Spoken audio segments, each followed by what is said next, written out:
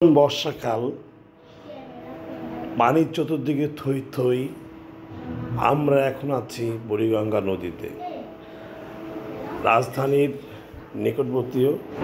সবাই বলা হয় ঢাকা বুড়িগঙ্গা নদীর তীরে অবস্থিত। এই যে আপনাদের বুড়িগঙ্গা নদীতে সদরঘাটে দেখাচ্ছি, ঘুরে ঘুরে দেখেন কি সুন্দর পানিগুলো টলমল করতেছে। আগে তো এই বুড়িগঙ্গার পানিতে খুব বিশ্রী গন্ধ ছিল, এখন আর সেরকম নাই। নৌকা যাচ্ছে, ওই যে লঞ্চ, এই লঞ্চগুলো চাঁদপুর বরিশালের উদ্দেশ্যে যাচ্ছে। ভোলা অনেক সুন্দর লাগতেছে, যেমন আবহাওয়াটা বেশ ভালো। এখন প্রায় সন্ধ্যা, আপনাদেরকে আমরা ঘুরে ঘুরে দেখাচ্ছি দেখি সুন্দর। মানে পানিটাও আসলে অত স্রোত না, কিন্তু মানে একসময় বুড়িগঙ্গার পানি এত বিশ্রী, এত দুর্গন্ধ ছিল, আজ মনে হয় অনেকদিন পর আসলাম তো মনে হচ্ছে আর ওই দিক দিয়ে সূর্য প্রায় ডুবতেছে,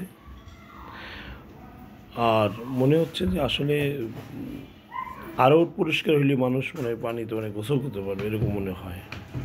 এই যে নৌকায় ঘুরতেছে মানে পাবলিক, আর বিশেষ করে বরিশালগামী লঞ্চগুলো অনেক বড়।